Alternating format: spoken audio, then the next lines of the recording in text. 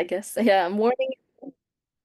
Yeah, and thank you for joining us today. I'm Wei Wu, and it's my privilege to welcome you to our special webinar celebrating both Earth Day and International Women's Day with women tech makers. Today, we bring together two important celebrations honoring our nation's natural resources and recognizing the contributions of women to American innovation and progress. This combination highlights how American ingenuity and our shared values of responsible stewardship can work together to create a stronger future for all communities across our great country. Over the next 2 hours, we will explore practical, common sense approaches to environmental challenges that benefit American families, workers, and businesses. Our distinguished panel represents diverse backgrounds and perspectives, from technology and law to medicine and environmental science, showcasing how collaboration across different fields can lead to solutions that work for everyone. We believe that the best environmental solutions come when we respect local knowledge, support innovation, and ensure that policies work for all communities, from our urban centers to rural heartlands. True sustainability must balance environmental considerations with economic growth and energy independence, creating good jobs while preserving our natural heritage for future generations. I encourage you to engage with our panelists, share your insights, and bring these practical discussions back to your own communities. By working together and respecting diverse viewpoints, we can find balanced approaches that protect both our environment and our prosperity. It's now my pleasure to introduce our first panel question on making technological and policy innovations accessible to all communities. Or maybe before that, I think we should introduce the our panelists, right? Yes, thank you, Weishi. That was a great introduction. Mm. I really wanted to welcome you all to our special webinar, AI for a Sustainable Future. I'm delighted to see so many of you joining from all across the globe today. And so before we jump into our discussion about artificial intelligence and how we can also address some of our world's most pressing sustainability challenges, I wanted to take a moment to introduce our remarkable panel of experts who bring diverse perspectives from technology, law, research, and environmental management. First, I'd like to introduce Esra Khade, who is a Women Techmakers Ambassador and a senior app developer specializing in Flutter. Esra has been developing innovative mobile applications that help communities track impacts, and her work also demonstrates user-friendly technology that can drive meaningful change. Next, we have Evangeline Fletcher, who is a Berry Law graduate. She's also a researcher focused on just energy transitions in place. And she's also done work in artificial intelligence and how it can facilitate more equitable transitions for renewable energy, as well as respecting community needs and values. And also joining us is Gauthami Gopal from the University of Connecticut School of Business, where she's pursuing her master's in business analytics and project management and data science. Gauthami also brings expertise analyzing complex environmental data sets to derive actionable insights for sustainability initiatives. Next, we're also pleased to welcome Kevin Portillo, an attorney, an emergency management professional who specializes in how to strengthen community resilience and disaster preparedness in the face of climate change. With us also is Kiara Peoples, another Berry Law graduate who specializes in just energy transitions in place research. She also explores legal frameworks to advance environmental justice while protecting community interests. And I'm here also. My name is Nadia Ahmed. I'm a Women Tech Makers Ambassador, a PhD student at Yale, and a Berry Law professor. And then next, we're also joined by Nydia Trejo, who is an independent researcher and also a Women Tech Makers Ambassador, who has been working on conservation efforts and community outreach for sustainable development at Superfund sites, air polluting facilities, and in the fashion industry. And also from Berry Law's Aviation and Space Law Society, we welcome its president, Rita Jacobs, whose expertise in legal frameworks for satellite technology has also been helpful in monitoring environmental changes and enforcing different sustainability issues, and also connecting With us from London is Sahana Venkatesh, who's a machine learning infrastructure software engineer at Wave. Sahana works on developing efficient AI solutions and their important implications for our growing digital infrastructure.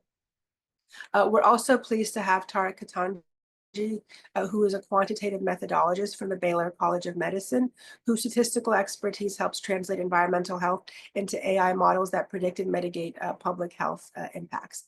And finally, we have our co-moderator, Wei-Shi Wu, who is a Yale School of the Environment and Yale School of Public Health graduate, who also currently serves as the Chief Marketing Officer at Mutter AI.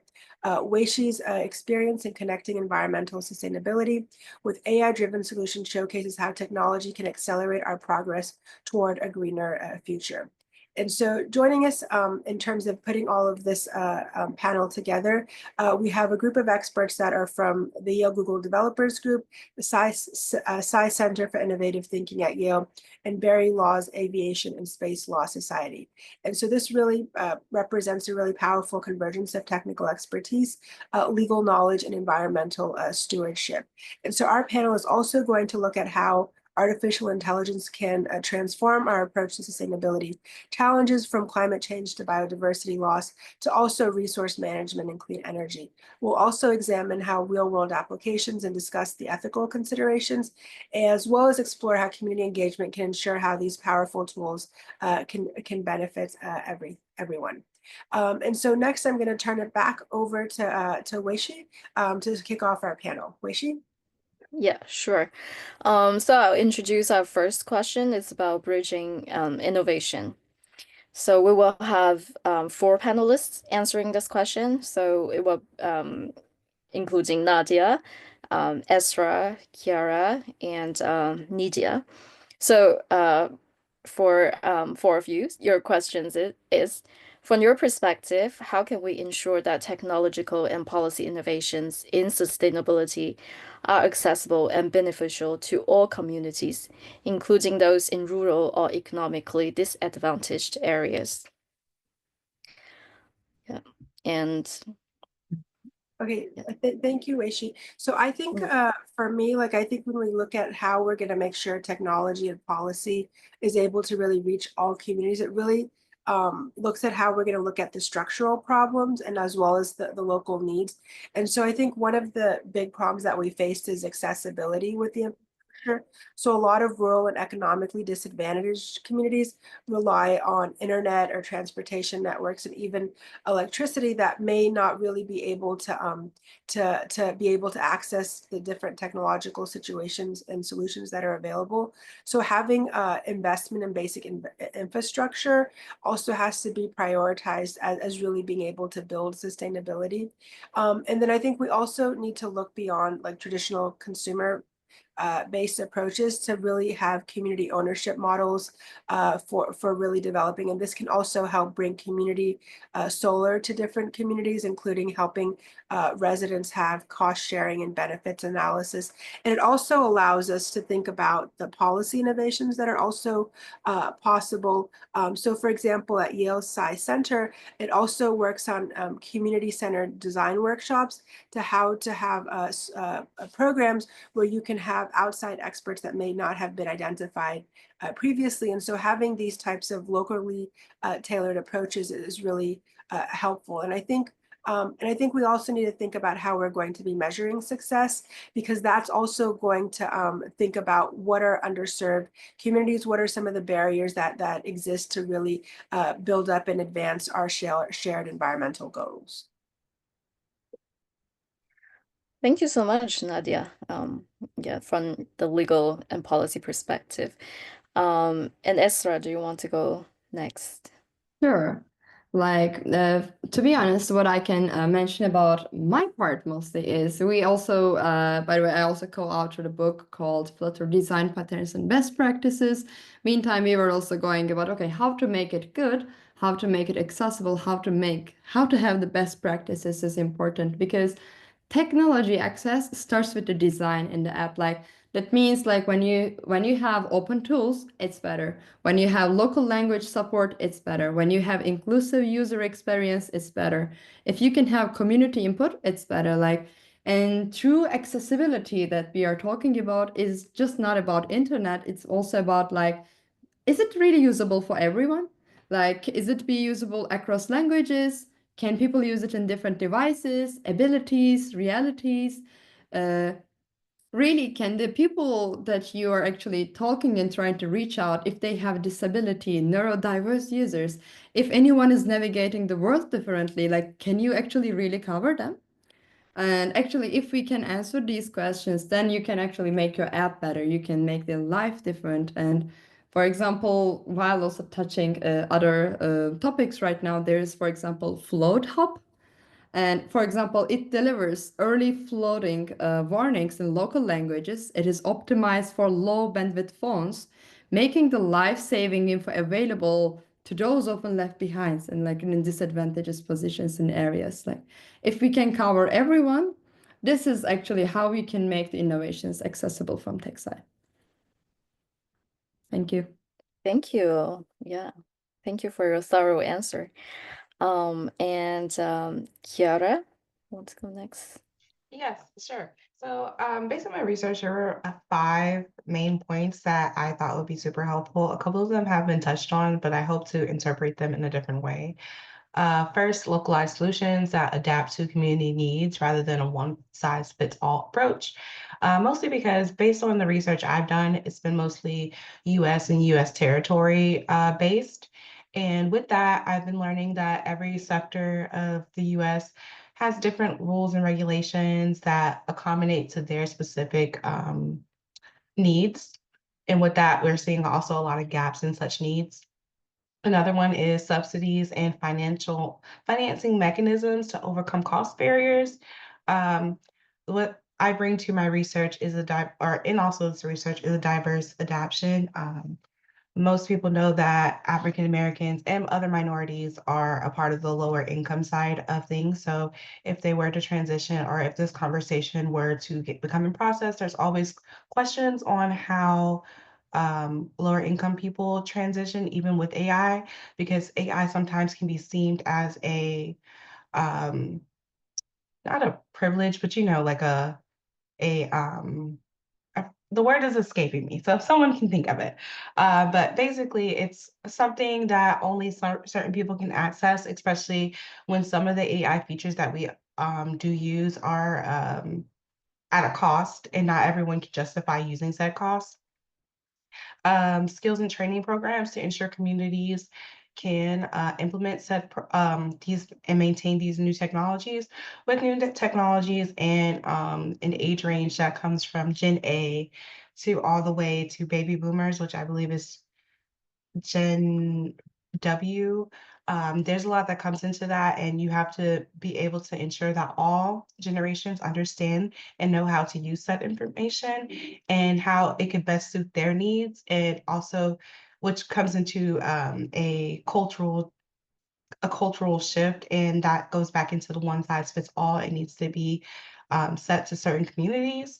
Inclusive policy design that motivates rural and economically disadvantaged communities to make decisions. That goes back into how it can be one size fit all. How we do things in Florida will not be the same in how we do things in Oklahoma, or how we do things in the United Kingdom, or how we do things in Russia. So that's something to take into consideration, as well as public and private partnerships to bridge the infrastructure gaps, particularly in the rural regions. While public service and public works is a lot, there are private equity firms that have a higher advantage when it comes to AI use, and partnering with them to help rural areas bridge the gap will be very beneficial. Thank you. Thank you so much. Thank you for bringing insights from your research. So our last panelist for to answer this question is Nidia. Yes, please. Yeah, so I can give an example. I'm working on a company project for a renewable energy project on Navajo Nation. So Navajo Nation, it's actually like in 4 states, but the project that I'm working on, it's in the New Mexico side of Navajo Nation. And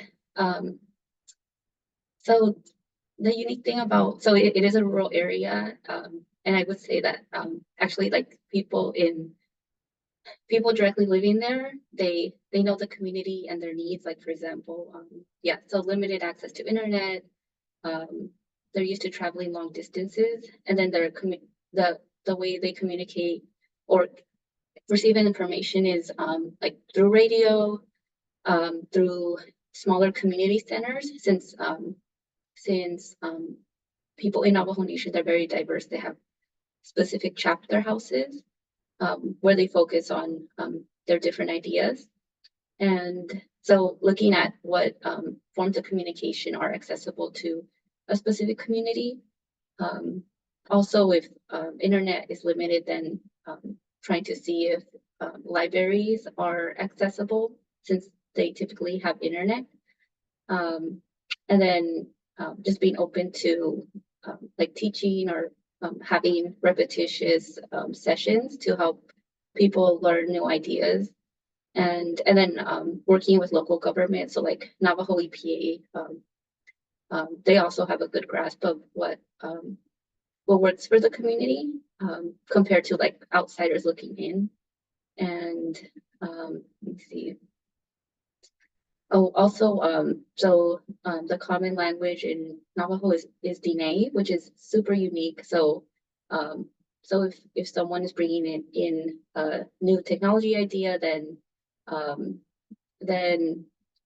it would be required to have actually the information translated into Diné, and then since that's a unique language, it might take actually more time to prepare the materials to reach the community members.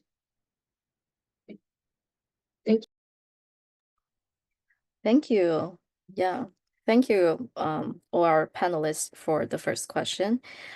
Nadia, do we do like uh like a questions at the end, like a Q&A at the end, or like after each panel question? I think we'll do it after each hour. Then we'll do a series of audience questions also. Okay, cool. So now we just move on to the second question, right? Okay, perfect. Okay, so our second question is about public and private partnership, and for fourth panelists, Nidia again, and Nadia, and Gusami and Tarek. I think Gusami hasn't joined yet, right? So I think maybe, yeah, for this question, maybe like three, yeah, Nidia, Nadia, and Tarek. So the question is, what successful examples have you seen of collaboration between the private sector, universities, and government to advance sustainability goals? Nidia, do you want to go first this time? Yes, I can go first. So while I was a graduate student at Cornell, I was on a project so the government funding, it was a small grant from the Environmental Protection Agency. And then the university was Cornell that received the funding, and then the private sector partner was a small fashion brand based in New York.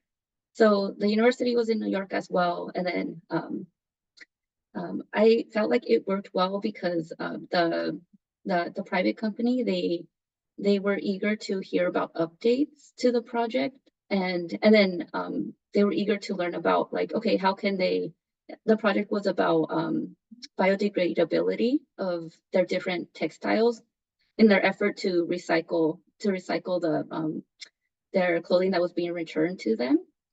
And then at the time, it was pretty new, a new concept. I think now there's more fashion brands that are trying to take back their clothes and then find ways to do other things with them as a second life. But so they were very eager to learn about how they can implement the research findings into their business. And yeah, so what came out of it was a publication, a peer-reviewed publication, and then also larger organizations in the fashion industry, like Okotex. It's a global testing company.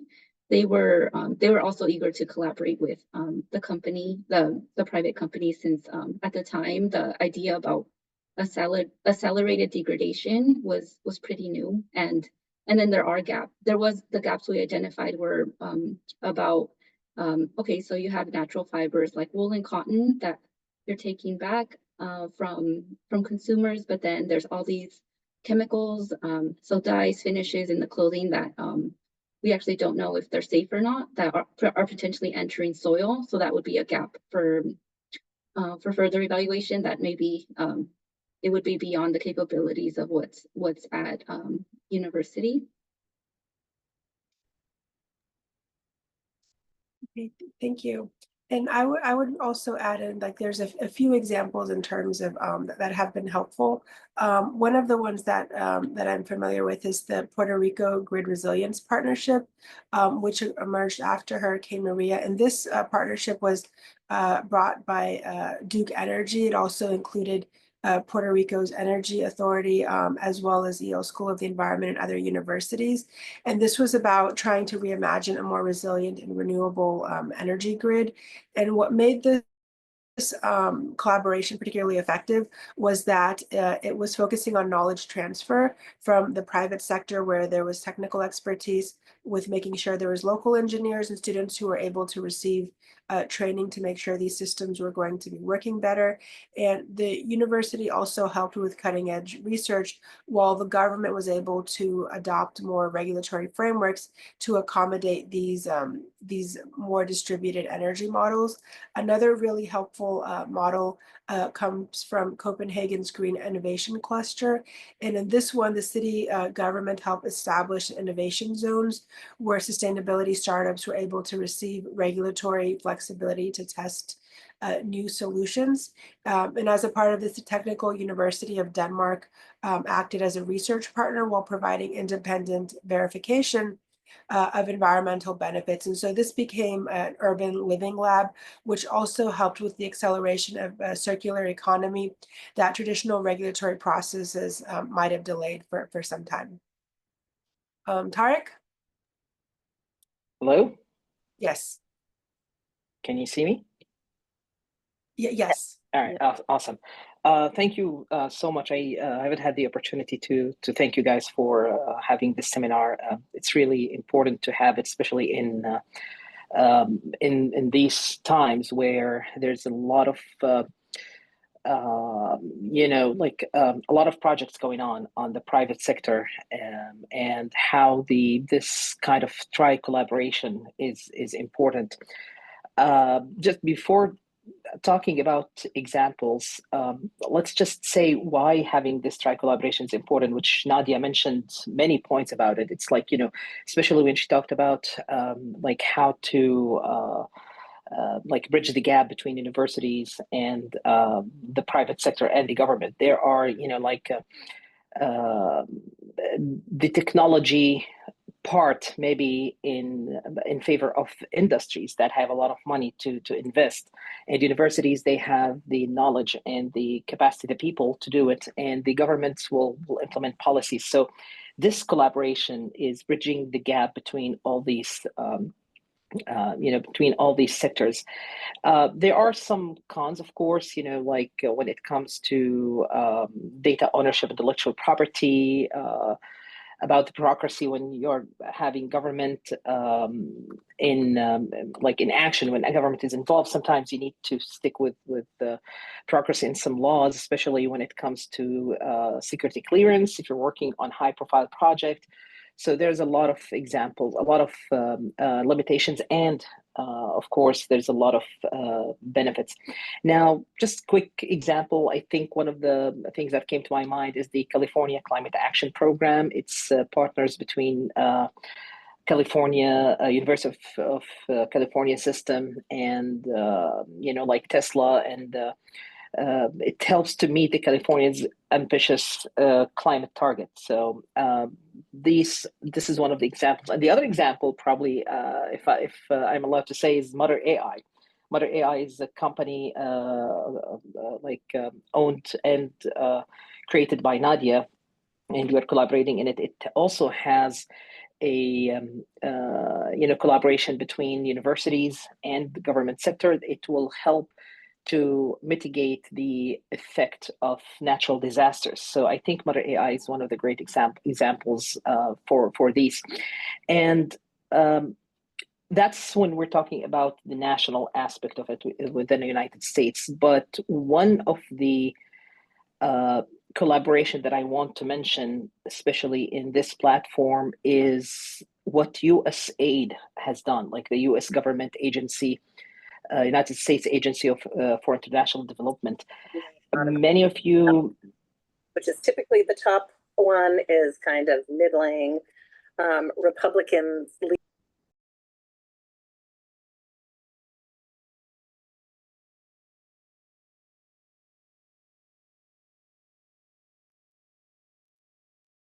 I think, Tarek, you're muted. hello, can you hear me? Yes, yeah. Okay.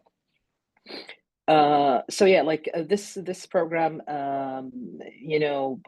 some of you probably did not work. It's more active international aspect where I worked with USAID back in Jordan when they had a lot of projects about, getting collaboration between the local government in the developing countries and the companies that are there, the consulting companies and the USAID. They collaborated together. So a lot of examples of collaboration between government, industries, and universities can, like, not only in the United States but all over the world. Even I think also the Japanese agency as well.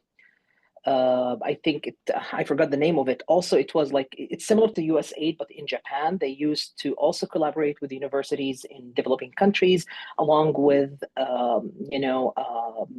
private companies in those countries and the local governments. A lot of examples, a lot of future to these programs, a lot of good hopes, and also a lot of challenges that needs to be met. I don't want to talk a lot, take a lot of my time, a lot of other people's time, just answer the question within, the limited time frame I have. Thank you. Thank you. That was very, very helpful to think about it in that framework. And so for my next question, I'm going to start off with Evangeline Fletcher and then turn it to Weishi, Nidhi, and Tarek again. And so that is, what is the best way to scale environmental innovations without losing local knowledge and specific needs of different regions? Evangeline? Hi, yes. Can you hear me? Okay, perfect. Thank you guys for having me today. So just from my research, I've done a lot of research on the gentrification of minority neighborhoods, specifically in the Winter Park area in Paramore. So that's in the Orlando area. So from what my research, from what I gathered, I think co-creation with local communities is important. I think we need to involve all the local stakeholders. So the local leaders, farmers, indigenous communities in the design, adoption, and the testing phase of our innovations. And this matters because we help build, trust. It improves adoption and also ensures the innovation aligns with the cultural practices and the ecological realities that these communities are facing. And with doing that, I think it's important that we pilot and pretty much adopt. So we need to kind of start small in each area. So if we focused on, for instance, the Paramore area, we start small in each location, and then we learn with the initial deployment and adapt accordingly before kind of going bigger. So I think we should focus on what's needed in that area by looking at surveys and field reports and just kind of like develop a constant learning instead of going straight in and looking at the Orlando area as a whole. And I think by doing that, we'll be able to use, if you pull in AI with it, we can use like AI powered local data for kind of this collection. And we can use imagery, satellite data, and sensors to really monitor, water pollution, soil health, wildlife movement, and even like deforestation.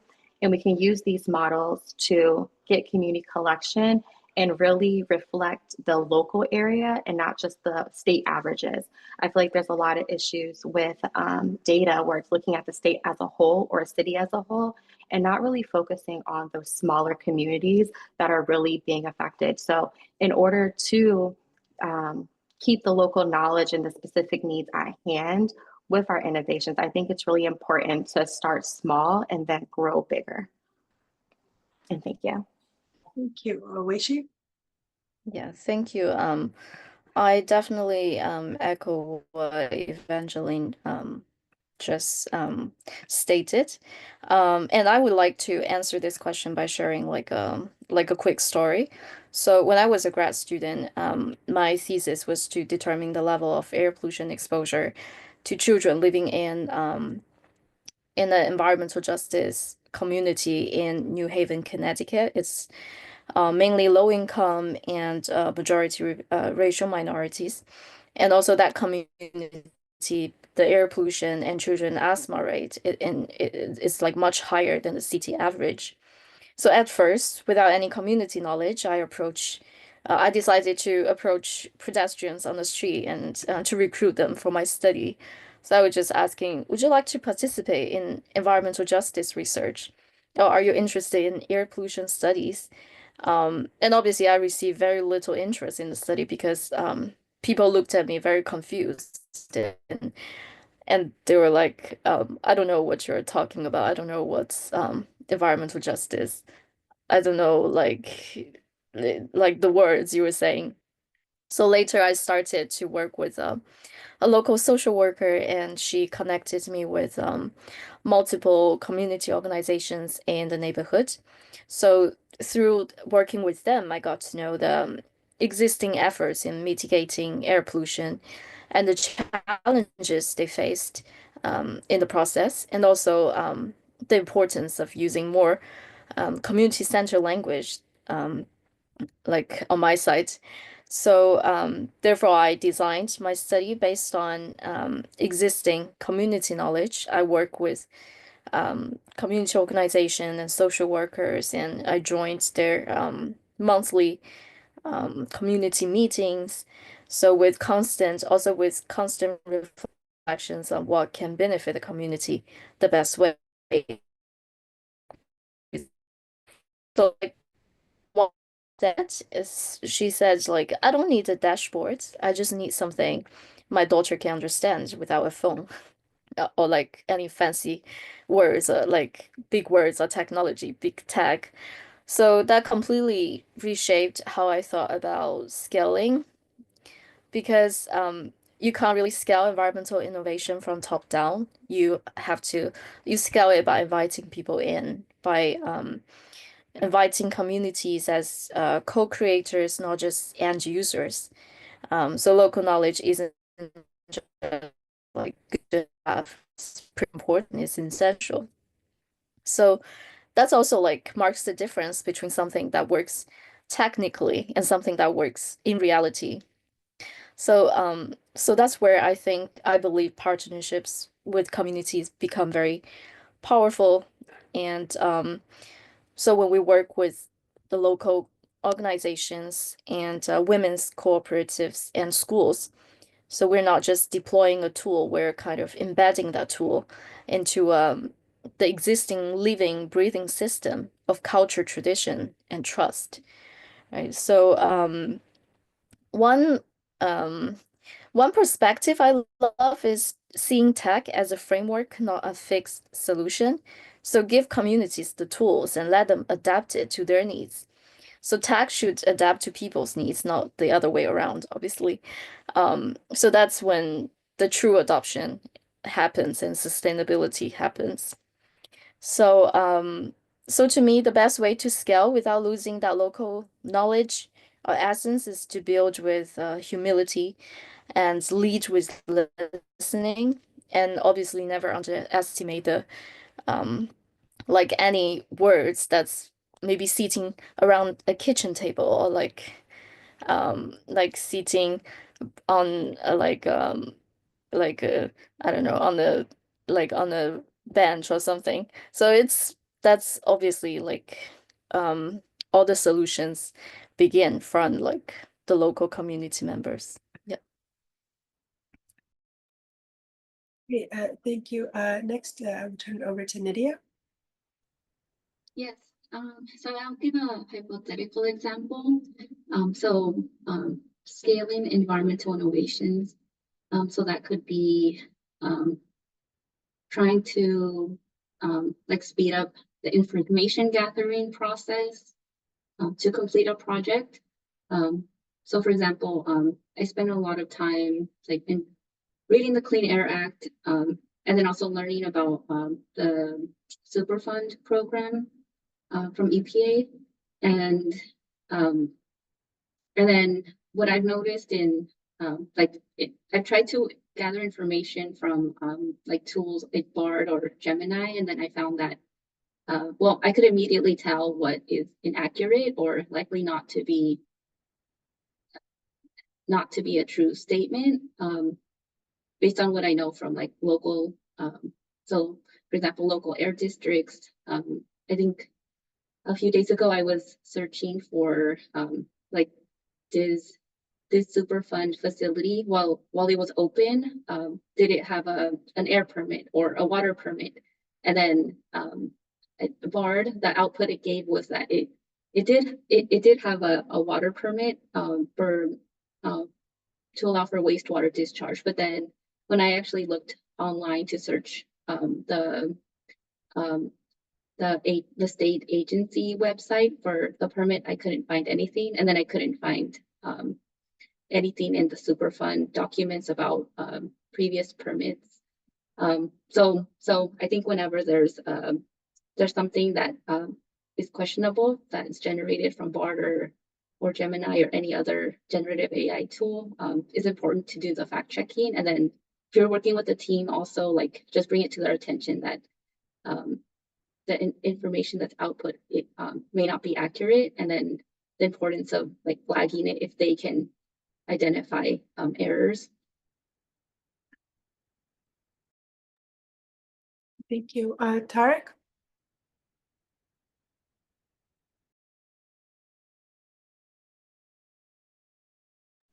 Yes, can you hear me now? I'm sorry, I have the internet is cutting a little bit. Actually, I'm very pleased that some here. I think Evangeline mentioned the remote sensing and satellite images, which is like my specialty as a geospatial scientist. And also, Wisha mentioned the how to like sometimes you need to approach the local people with what they actually want. Like sometimes organizations and universities, what they want is way bigger, or let's say more wider in interest than the interests of a local governments or the local communities. So from my experience, I'm going to talk here from my personal experience working with small scale areas. I think one of the major problems, even if you have satellite images, because satellite images can be sometimes coarse, especially if you're going to talk about air quality data, if you're going to monitor air quality data, and if you want to study the pollutants in air for public health and the air pollution, sometimes, not all the time, remote sensing data are usable because they are like probably a small area will be covered by 1 or 2 or 3 pixels at maximum. So that's where you need data. And I think on local scales, what we are missing from my experience is the data, the availability of data sets that will be extremely helpful in modeling, in making decisions. So without data, you can't do anything. You basically can just, like look around and don't know what's your problem. You can't even identify the problem if you don't have right data, if you don't have data about the demography, if you don't have data about the weather, all these stuff. So in order to accurately identify the problem within a community, within a small scale community, a local community, you have to have a lot of data sets, and you have to engage the local community. If you don't have these data sets, you have to get their help because they know their area better than anyone else. So when you don't have this data sets, you have to go to the people who live in there and get their help in collecting the information you need. They will be able to tell you. You can do surveys. You can do put weather stations, get funding to put weather stations, to all, like any mean you need to do to get data sets.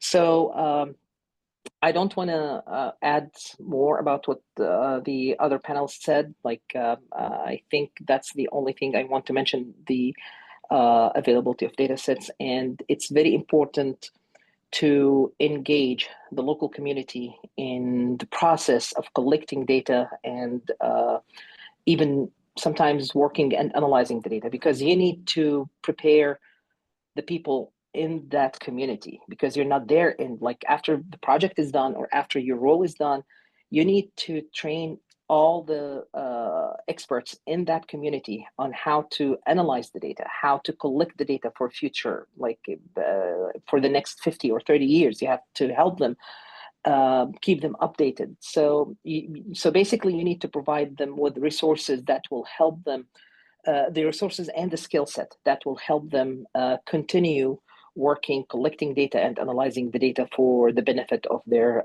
local community. Thank you. Thank you. So let's move on to question 4 about justice and equity. And for our panelists, Kiara, Evangeline, and Kevin.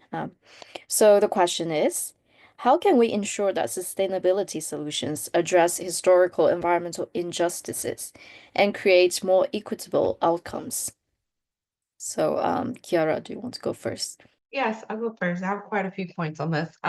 One, you need community-based decision leading, or community-led decision making, which means, as was said, we go into the community, we ask questions, but we don't only ask questions, we let them lead the conversations.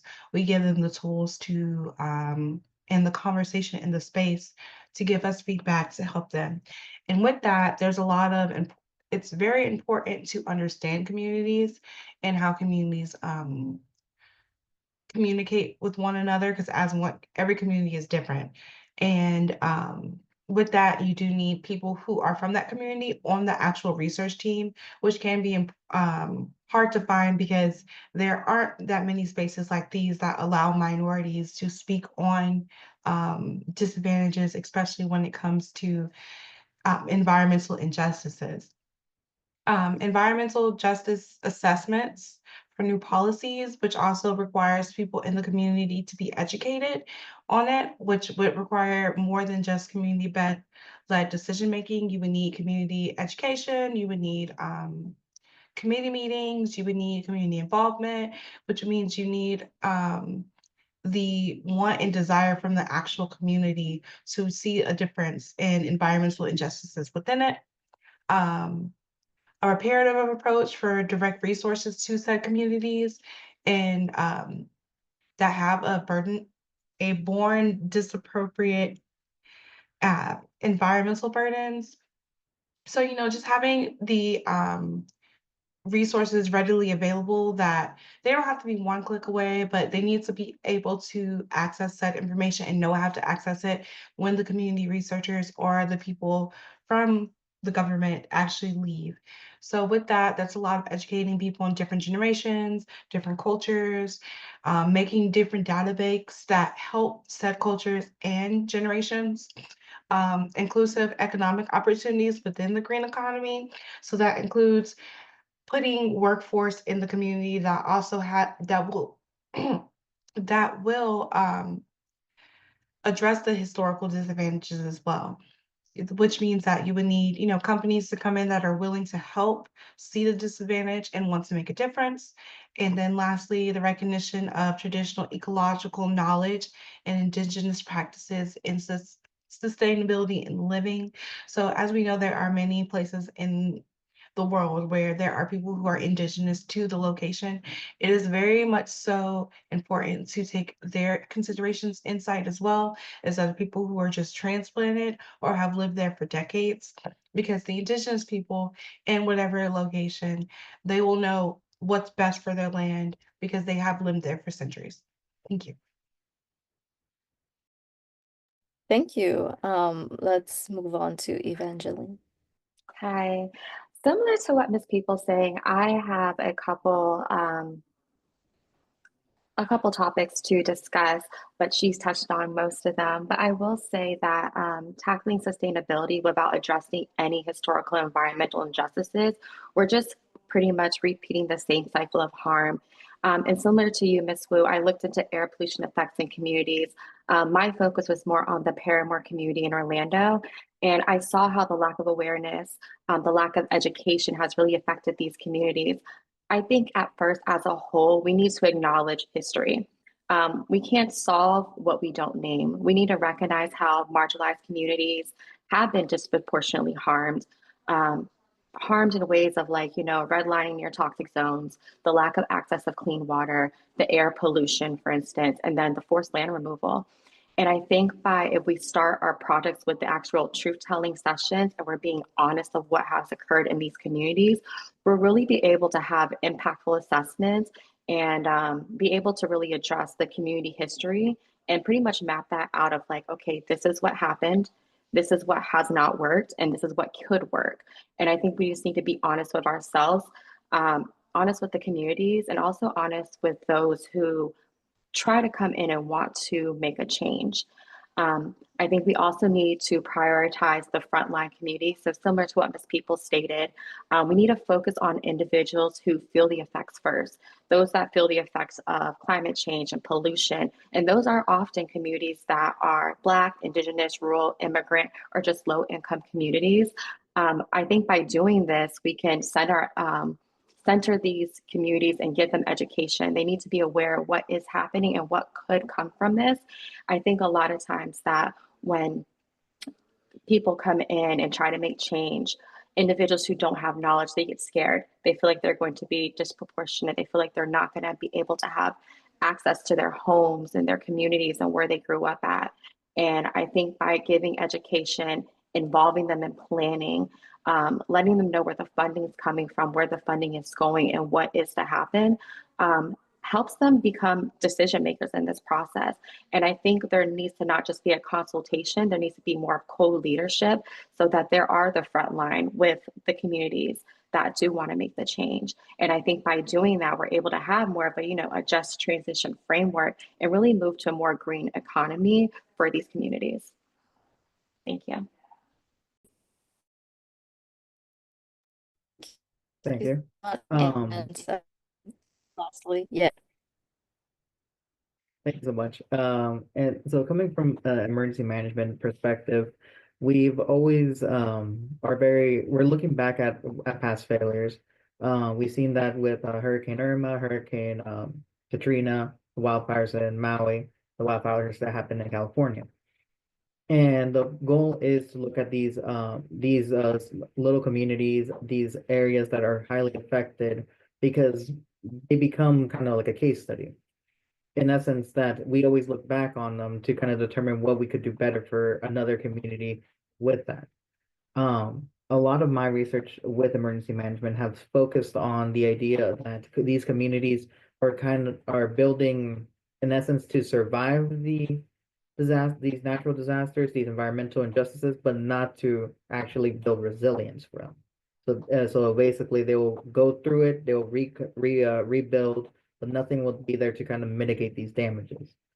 On the other hand, you can use different types of legal frameworks, either through land use or some aspects of property law to kind of help mitigate these more at-risk communities, as well urban designing with more buildings slash areas to allow these disasters to kind of come and go with mitigating as much damage as possible.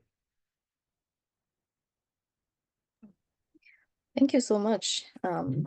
In the emergency management like specialization perspective. Um, so let's move on to emergency response and resilience. The next question is also for Kevin, Kiara, Rita, and Tarek. The question is, how can community-based approaches improve resilience and emergency response in the face of climate-related disasters? And Kevin, do you want to go first? Yes, of course. Um, Normally, if for emergency management, it never starts from the top. So with these types of disasters, the biggest thing that you're going to have to address is what the local community has. Community leaders with more traditional, in the traditional sense, being mayors, very city level politicians, they're going to be one of those people that you're going to turn to kind of have an idea of what type of resources are available, what has been done for it. However, we do have the idea of more of a quasi leadership role. These are just members of the community that have like a good amount of influence, and those are function more of that of the educator role, allowing these more at-risk communities, such as like non-English speaking households or communities that may not, they may be a little bit further out of the current city, to kind of transmit all this information to them so they can be as prepared as possible. So working more towards with the community will always create more resilience with the community. If we were to just avoid that and focus on other aspects of it, we would leave these marginalized groups kind of high and dry in that sense. So therefore, emergency management needs to put a big focus on that community base, both in that traditional sense of these local politicians, but as well with these quasi leadership roles as well. Okay, thank you. Let's move on to Kiara.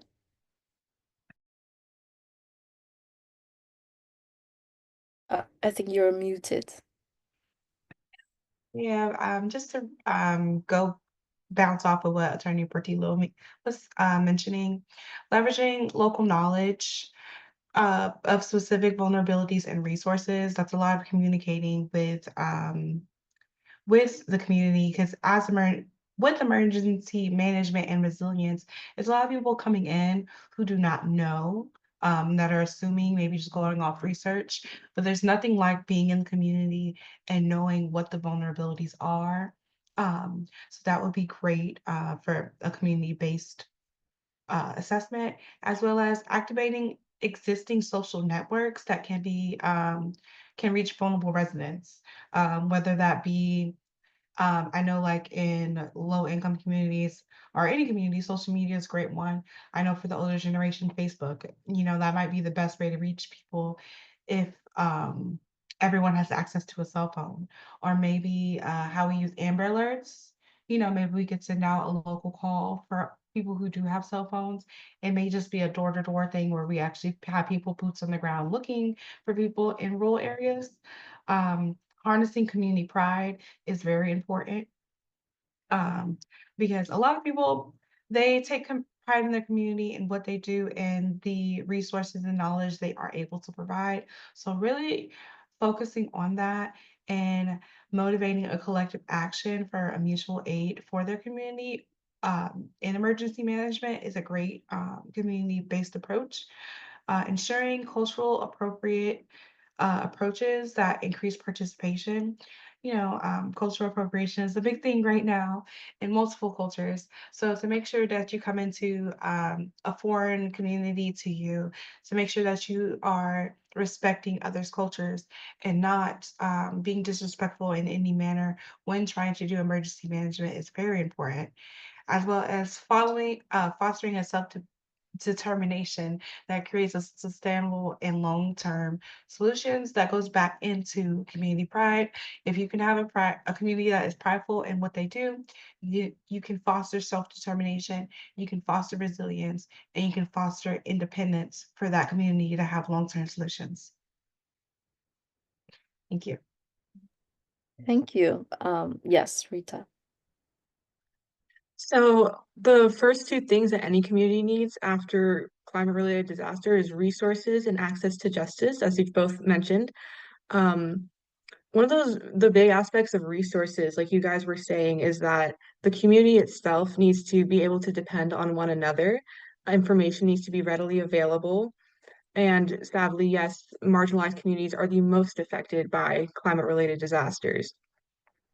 So one of the biggest issues when it comes to access to justice for this is that the overwhelm of case management. And I think this is an area where AI could be used on the side of the legal profession in order to give more resources and allocate access to justice to the people in the communities.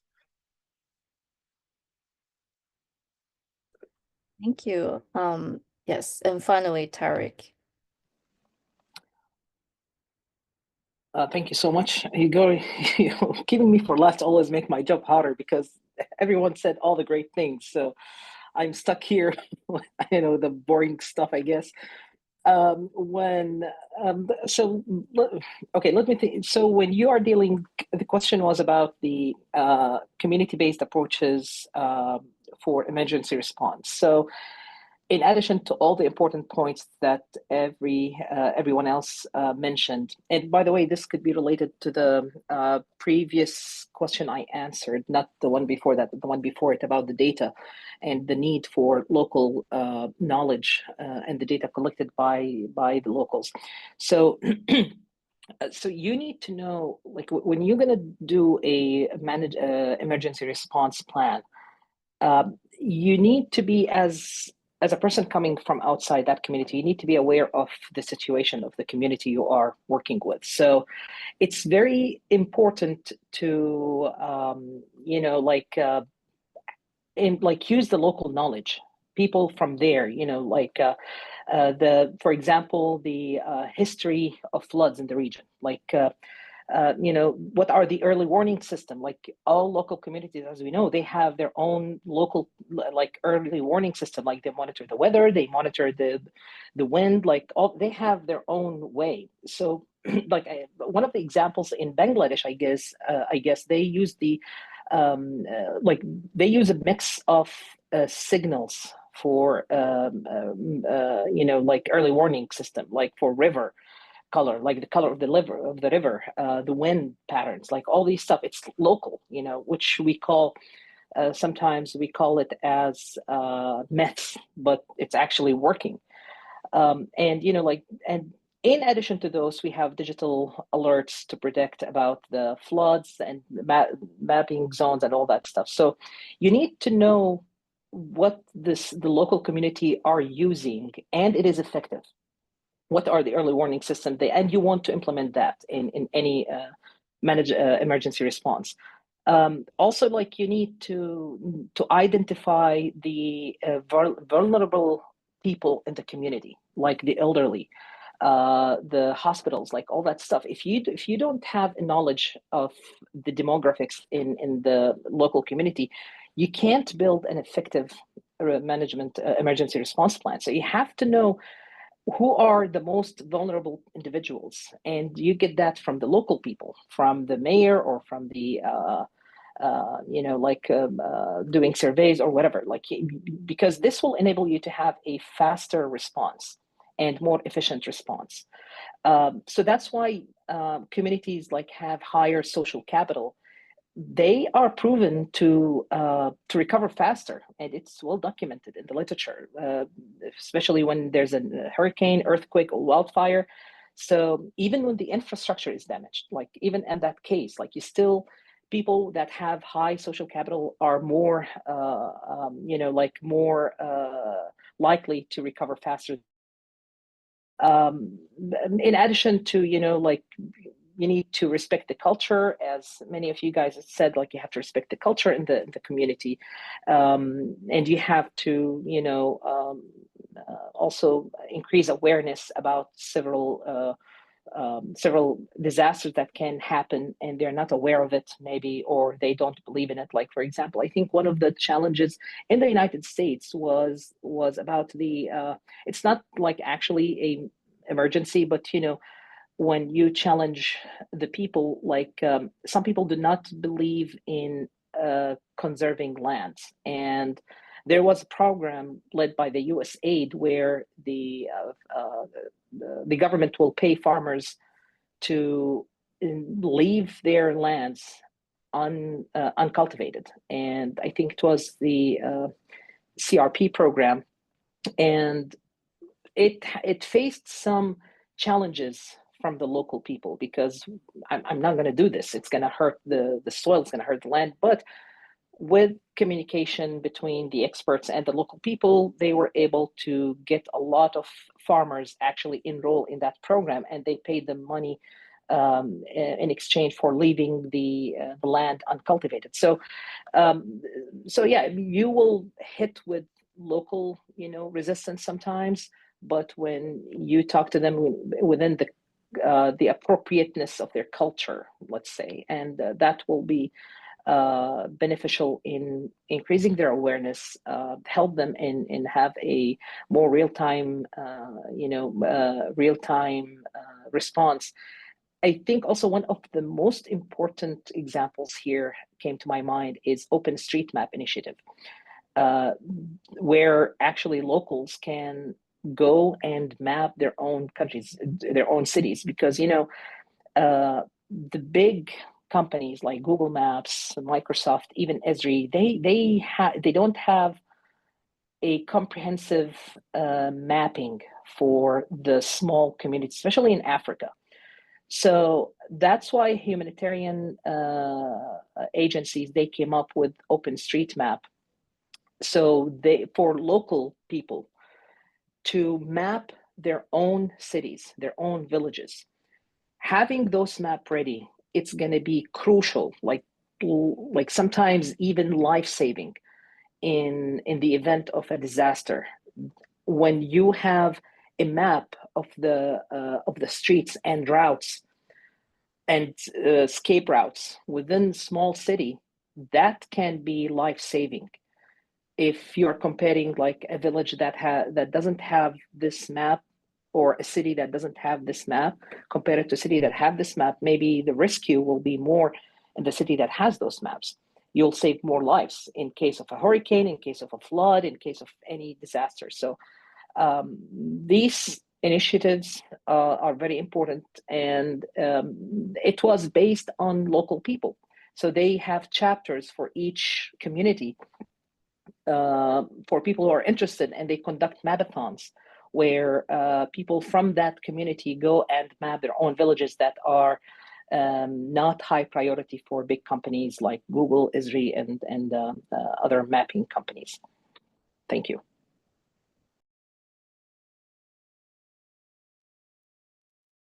Thank you, Tarek, so much for adding like more valuable insights. And we finished the first half of our panel, and we can, if there's any questions between panelists, we can yeah, we can ask questions. Yeah. If not, we can move on to the second half of our panel.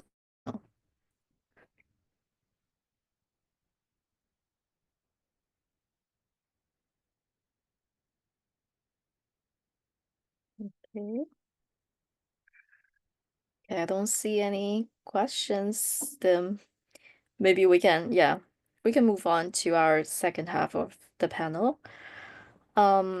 So question 6 is about data trust and transparency.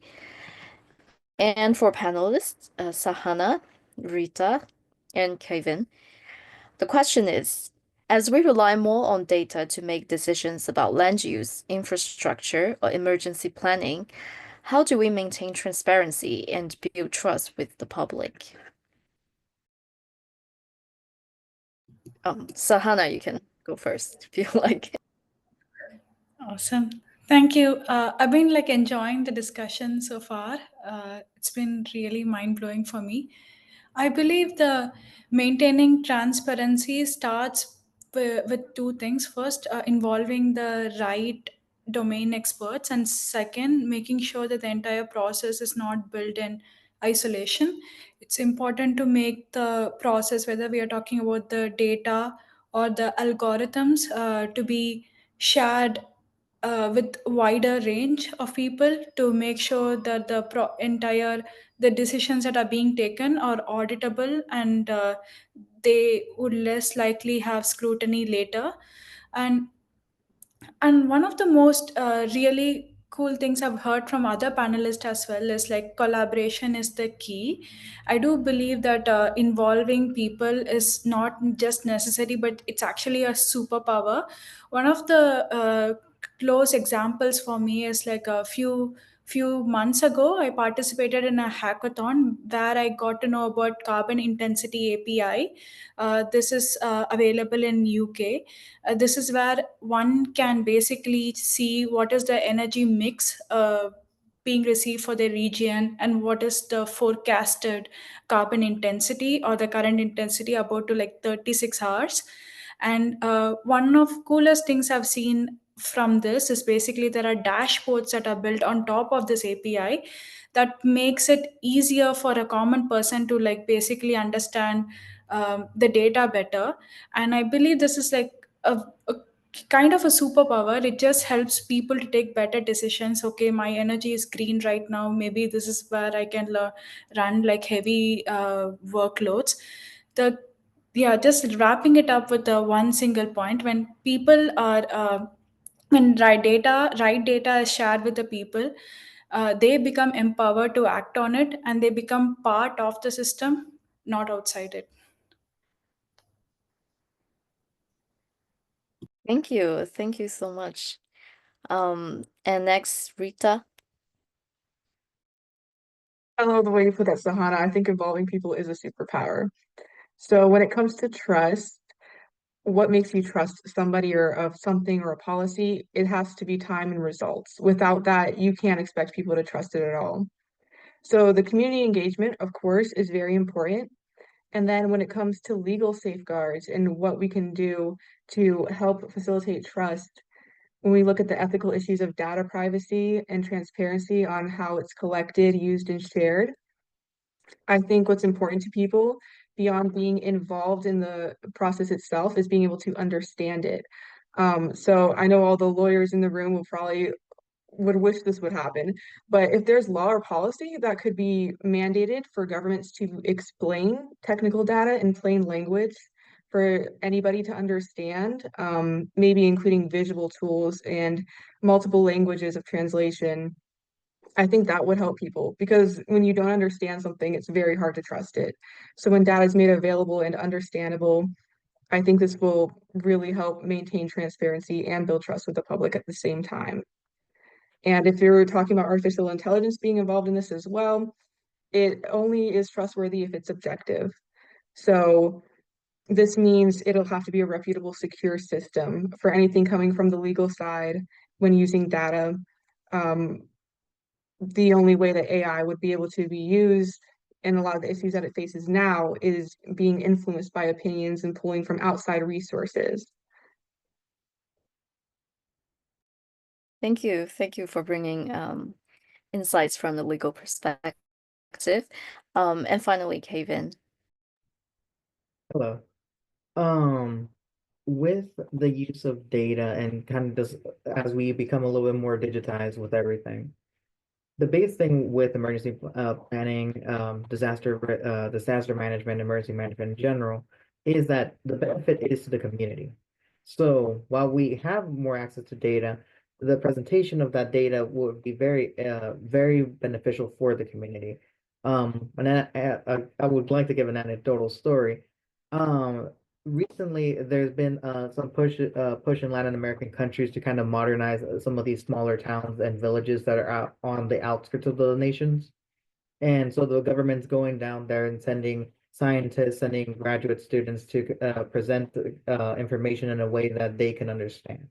One of the best ways to do that is using the program WebGIS. I believe one of my fellow panelists might be a little bit more familiar with it, but it's the idea of a map creation that is specifically that you can plug in various amounts of data into it and kind of create these interactive maps to show what's going on right now, what happened at this point, what are we looking at, what are we presenting. information like that's always great for the community because you want to give them kind of a broad roadmap showing that this is what the goals are, but as one of my fellow panelists said, without results, you're not going to build that trust with the community. So you want to go into the community, present what you're planning to do, start working on a portion of the project with them, and then come back or come during the creation of that project or come after to kind of just touch base with the community again. So it's a constant back and forth with them.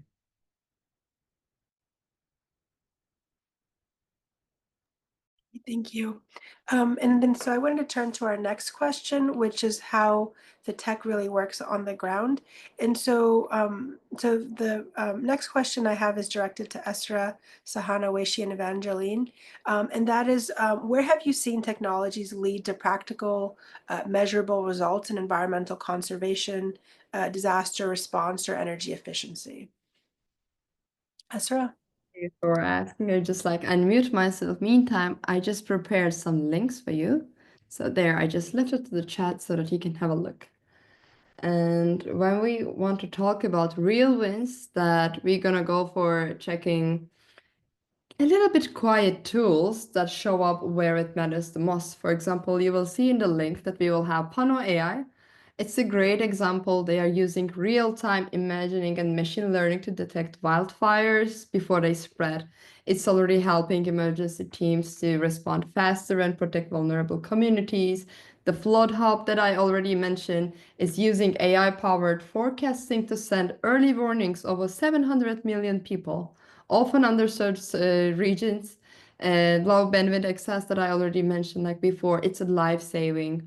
But what we also see within the community is also a little bit smaller, but community-built apps. They are building with a Flutter and Firebase mostly, but they are supporting things like local water sharing systems, air quality tracking, neighborhood resource exchanges. Like these are sometimes mobile first, sometimes offline capable, and designed in close collaboration with the people using them. Like sometimes you can even see like some of them like entirely offline syncing with other Bluetooth like or other kind of services that they are doing it. Meantime, the last link is there one of the beautiful examples that I like, one of my friends, Nicholas, like they're doing it, the We Spot Turtles. It was also the part of, I think, We Are Play campaign. Like what happens there is a citizen science that everyday people just go and report sea turtle sightings. You have photo, geolocation. And this data helps researchers and conservation groups to monitor spaces, health, and migration of it. And then it's multilingual. Like you can have low connectivity coastal regions. It's just not innovative, but deeply respectful of the community input, ecological integrity of what are you doing, what are you building. These kind of stuff is like reminding us like the tech we are doing doesn't need to be massive or like super meaningful, covering millions of people. Of course, having it is good, but when this meets people where they are, with their language, on their device, within their region, in this really works on the ground here. That's how I feel. Thank you, and you can have a look at the links and so on, so that I would like to give some stuff for attendees to check later. Okay. Thank you, Esther. That was really helpful to share that information. Sahana? Hi, yeah, I love the Estra's example, and yeah, it was quite relatable. And I really like your point about like meeting where people are. I think one of the superpowers, or like one of the really good things that comes out of technology is like it can be used as a tool to educate people about complex topics that were like earlier on held by the domain experts. And I would like to share a very small story to basically highlight how technology has helped me to understand the simple energy efficiency usage concept. A few months ago, and I participated in a hackathon organized by Octopus Energy. For those who are not aware, they are basically wholesaler of energy in the UK, and they're expanding to other places as well. In this particular hackathon, they basically helped released us two type of data. First data, the carbon intensity API, which basically shows what is the generation mix right now and what is the carbon intensity footprint. And they also released another data, what is a tariff that they are basically imposing on their customers. So my team, we were able to build a very simple game. The the aim of this game was to like basically educate the users that when you see something green, if you actually like try to run your workloads on it, you are likely to incur like a less energy charge. So like this is a very probably, so this is like a concept that's well known to like energy policy experts or like people who are familiar with the field. But for me, prior to that point, I just knew energy bill as like a number I pay by end of the month. But this kind of like helped me to like change my equation around like how to like deal with energy and what are the small things I can do to basically control my carbon footprint. I think this is AI will open up a lot of doors, but tech itself is a very strong key player who can like break down these complex concepts and like educate people on them. Thank you. Thank you, Sahana. Weishi? Thank you. Yeah, so both Ezra and Sahana already presented good points. I'll just add a few points related to environmental science and public health, the field I was trained in. So start with environmental conservation. Technologies like satellite monitoring and machine learning are revolutionizing how we protect ecosystems. So platforms like Global Forest Watch are not only tracking deforestation real time, but also providing governments and conservationists with actionable data. So this kind of insights has helped reduce illegal logging in parts of the Amazon by enabling faster interventions. And another area that's inspiring is precision reforestation using drones. Companies like Airseed and Flash Forest, some co-led by women, I believe, use AI-guided drones to plant native trees in areas affected by wildfires or deforestation. So this approach is not only fast, but also data-driven, helping to restore biodiversity, not just green cover. So now when it comes to public health, we've seen significant technological contributions, especially in how we respond to environmental threats that affect human health. For example, air quality sensors placed in urban areas can now collect hyperlocal data on pollutants. Platforms like Purple Air or community-driven sensor networks give residents and, of course, policymakers real-time data on what they are breathing. There are also multiple types of wearable air sensors that measure individual level of air pollutant exposure. Because this kind of data is also valuable because individuals, like people know the amount of air pollutant exposure due to their daily activities. So it allows informed decisions and targeted interventions, particularly in low-income or vulnerable communities. So for my graduate study results, I was using wearable air sensors. So the kids were wearing wristbands and for 5 days and measuring the air pollutants they were exposed to. And for the results, I share them back to the community and the local community organizations them for air pollution to advocate policy changes and mobilize resources to address air pollution and health issues. And for climate modeling tools powered by AI, they're also helping predict the spread of vector-borne diseases like malaria or dengue, which are influenced by temperature and precipitation patterns. So these models are now being used to allocate healthcare resources more efficiently in affected regions. Finally, for disaster response, I think technology has also brought us very early warning system that combine IoT sensors, satellite data, and AI algorithms to predict hurricanes, floods, wildfires, and storms with increasing accuracy. So now this is not just theoretical, these tools have saved lives.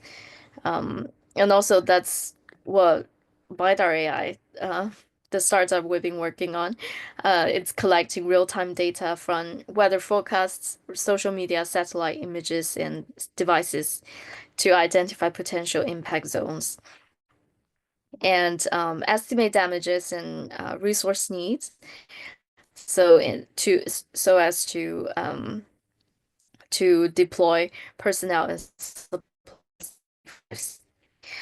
So, and also I find, because now we're in a women tech makers panel, so I find particular powerful is the growing number of women-led innovations in this space. So whether it's like developing clean tech solutions, um, and like just energy transition, leading community health tech initiatives, or just using data to drive sustainable urban planning. So yes, I agree. I believe the intersection of technology, environment, science, and public health is not only impactful, it's pretty essential. So, and as women in tech, I think we have incredible opportunity to lead the way in building tools that protect both human health and the planet health. Yeah, thank you. Thank you, Aishi. That was really excellent. Evangeline? Hi. So earlier, Mr. Kandaji discussed the advancements of technologies for communities and how efficient disaster response is, and how it really hit on the advancements globally with AI. With my experience looking at global disaster response, previously I worked as an extern for a language software AI company called Lingo, and they use their platform connected with Zoom to really connect individuals displaced due by the war, with rescue organizations, medical organizations, and a lot of rescue missions to help connect these communities that speak different languages, different dialects around the world. So it just really helped advance the disaster response as well as the rescue mission. The company also, on the environmental scale, used the language software to connect environmentalists on the rebuilding aspects of those communities by checking contamination of soil, air pollution, and radioactivity. So on the global aspect, I like the fact that there's these AI companies that are using language software to really connect somebody. So instead of having to, get an interpreter these days, you're able to use platforms such as Zoom, and I can communicate with someone that speaks Russian and I speak English, and not have to worry about no longer having a middleman. So seeing those technologies hit for a disaster response on that scale, it's very interesting. And I feel like it's going to be more innovative. Um, I have an interest in hurricanes and tornadoes and the disaster relief and preparation of those. So when you look specifically in Florida or in the southern area that's really affected by these, hurricane forecasting with AI has only gotten better. There is now AI enhanced weather models. There's real-time ocean atmospheric data. And now the track predictions, they're very accurate. They're pretty much within 5 to 10 mile radiuses. First, in the previous decades, it's been to the 20, 30 miles past decades. So with that, the weather channels, scientists, they're able to get more an accurate response. They're able to improve evacuations and emergency response times. And similar to what Ms. People said earlier about the phone alerts and how AI and technology has really advanced those, most phone providers are very quick and efficient with their disaster response time. And I have admired how most alerts, especially with tornadoes, individuals, if there's a tornado touchdown or one in the vicinity, they're receiving very accurate and very quick response times, and their phone providers are able to put that in their language. So it's reading a greater mass of people and preparing those individuals for when a disaster does strike. So I would say just with tornadoes, hurricanes, wildfires, any type of disaster, preparation. I think with AI, it's only going to get better. So I'm really excited to see how artificial intelligence plays a greater role in the future because I feel like this is really only the beginning. Thank you. Thank you, Evangeline. And next, I wanted to kind of look at some of how we think about cross-disciplinary innovation. And so my next question is directed at Tariq, Isra, and Weishi. How can insights from your specific field, and you have different fields, contribute to solving complex sustainability challenges that require multiple disciplines working together? And I think that's really the focus of this panel, is how we can really work together across disciplines. Tariq? Yes, thank you, Nadia. It's really a good question. Like the most important in my field, like when I talk about geospatial science, remote sensing, and GIS, I think having like a kind of geospatial framework, and maybe through geospatial tool, customized to a specific location, let's say, or specific needs of local community is something that can be extremely useful and handy. One of the examples I mentioned is the OpenStreetMap initiative, where people map their own local villages. So having this spatial framework is actually going to be, very important. Also, mapping heat islands. When you have, like the heat islands in when we say in flooding area, maybe the areas that are vulnerable to more floods, going to be flooded easily, have less access to escape routes. So all these can be, this will be the framework for any spatial initiative. Also, we need to increase awareness about the how the environment and the whatever happening is connected to the human system, like these anthropogenic effects that can actually be reflected on the environment. So we need to have a geospatial system that enable us to connect the natural system to the anthropogenic impacts, and make the people aware of these impacts, and how their actions will be reflected eventually on the system. We can use satellite images, like, for example, time series analysis. We can show the community how, like, for example, deforestation and loss of vegetation cover. We can use satellite data to provide proof for the local community, like this is what's happening. For dust emission, for example, like you can map the dust sources and make the people aware that some agricultural practices in their local farms are actually contributing to the emission of dust by leaving the land bare, by especially when it's close to a highway, a major highway, that's going to be source of accidents, like really fatal accidents at some point.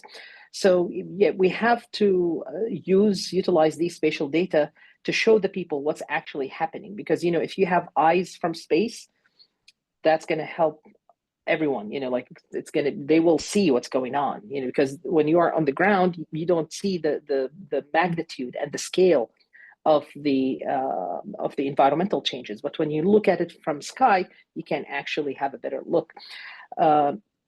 We have to support a data-driven policy. Like we have to guide targeted adaptation strategies, and we have to have a better resource allocation and support the environmental justice initiative in the region. Like it's one of the important aspects. Like an example for that will be using like satellite flood data with census demographics, and will show people, that some communities that are from low socioeconomic status are more subjected to, to face worse consequences of flood. We can use satellite images to show that. Also, we have to show the importance of the having green space as urbanization increase. We can involve, local communities by planning using satellite images and geospatial modeling, how we can implement the green spaces within an urbanized environment. So we can get the benefit of urbanization and also keeping the environment safe and enhance any disaster response strategies. And also when it comes to land use change and the food security as well, and the renewable energy, like in all those aspects, it's gonna, like, we can make the people aware of the trade-off system between development, having a better technology, and also keep the environment safe, and which will help them in the response to any emergency or any disaster. Also, we have to facilitate a transboundary collaboration between universities and the local businesses and the businesses from outside the local community. They have, they have to know the importance of this collaboration, and we need to share with them success stories about these collaborations and how it benefited the other communities. And maybe we can bring people from other local communities to communicate with the local communities that we need to implement those strategies. And again, like, we can use time series maps and time series visualizations. We can use story maps in that sense to show them how other examples actually proven to be successful. We have to provide them with tools for cross-sector decision support system and involve the stakeholder and policymakers and close the gap between the policymakers and the local communities, so they can both work together to prosper the community in a better in a better environment. Also, all that will be using evidence. Like, the cool thing about geoscience and geospatial science is the ability to visualize the data. Sometimes, like, typical statistical analysis may not necessarily provide you with visualization beyond graphs, pie charts, stuff like that. But when you are involving geospatial science, you are showing them maps, how they change. You are showing them their own place from space and how it's changing from time to time. That's what I have on this topic. Hopefully, I left something for the other people. It's my turn now to be the first one. Thank you. Yeah, thank you, Tariq. That was really great. Esra. Thank you. I will also again put my links and gonna give some examples about it. So what can I mention is tech, especially the technology that I am currently working on, like making the mobile app, web apps, desktops, and so on, is more like we can actually connect the dots, like between the researchers, the policymakers, the communities to the end user, like from there to here to there. Actually, what we have in everyone's mostly in hand is somehow access to something. They are either watching TV, they're either having phone, they are either scrolling, checking mails, or somehow they are getting the announcements. And we can actually connect that dots. But as a developer, I don't see my role in just like building the tools, but translating the complex system a little bit more. With the AI also, the AI coming right now, the bridge between the raw model output and then the real human need is actually where we get the impact and meaningful things happening. But we also need to make it usable and trustable. My first example is about wildlife insights. Then you will see like researchers, tech teams collaborate to process millions of camera trap photos. Using computer vision, they are turning wildlife data into real-time dashboards, and governments and rangers can protect biodiversity based on the actual highlights. Then you go for climate trace, which is also like using satellite data and AI to independently track global emissions. It's a huge climate transparency, empowers countries, especially the global south region, And then they can use it in negotiations, environmental justice claims. It's just a policy advocacy. It's an open AI. It's science that actually proved and provided. Then in the second link, you will see the UN work, then global polls that once you just scroll through, you will see that using social media tools to monitor and fight the COVID-19 infodemic, operational simulation tools for epidemics and refugee and settlements, and more and further. Then you can actually see AI to forecast food insecurity, track displacement, guide emergency aid, bringing together like humanitarian workers, local communities, data scientists. Like it's not just a innovation for its own sake anymore, but it has a purpose. It's cross-disciplined and grounded in like for real human needs. Then there was even more, like I got goosebumps, but just I am saying the tech can be connector, translator. If you can take the powerful systems and turn into something accessible, whether it's an open source climate app, AI powered conversation tool, whatever you do, when you have the empathy, collaboration, and inclusivity, then you can actually have these like really meaningful work touching from even sometimes 10 people, sometimes millions of people, then you would actually see the value. That's what I like to see together. Thank you, Esther. That was really great. Weishi?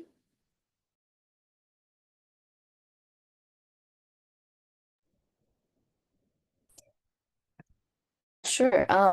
Yeah, I'll just add some insights from my field, the intersection of environmental science and public health. So obviously, I see every day how these two fields are inseparable, how they both serve as powerful bridges in solving complex sustainability challenges. So, for example, take air pollution as an example. It's not just an environmental issue, it's a health crisis. But solving it requires input from climate scientists, epidemiologists, urban planners, tech makers, and policymakers. So, my role as someone rooted in both environmental science and public health is often to connect the dots between data and real human outcomes. So, one of the most valuable insights my field brings is the idea that human well-being is the ultimate indicator of environmental sustainability. So it's not enough to talk about reducing air pollution or carbon emissions. We have to ask, what does that mean for respiratory health, for children growing up near industrial zones, for communities disproportionately affected by climate change or air pollution? So this lens helps us prioritize equity, not just efficiency. So, for example, when developing climate adaptation strategies, public health data helps identify which neighborhoods are most vulnerable to heat waves or poor air quality. That ensures interventions aren't just scientifically sound, but also socially just. And collaboration, cross-disciplinary collaboration is absolutely key. So a research project that I was working on during my grad study is to develop a temperature and energy justice mapping tool in New York City. I was working with a professor in School of Public Health. So the science told us the temporal and spatial distribution of how of the intensity of the heat, but public health told us who was exposed and most at risk. And obviously, and also the economists suggested the economic burden, the extra economic burdens on vulnerable communities due to more usage to mitigate the heat.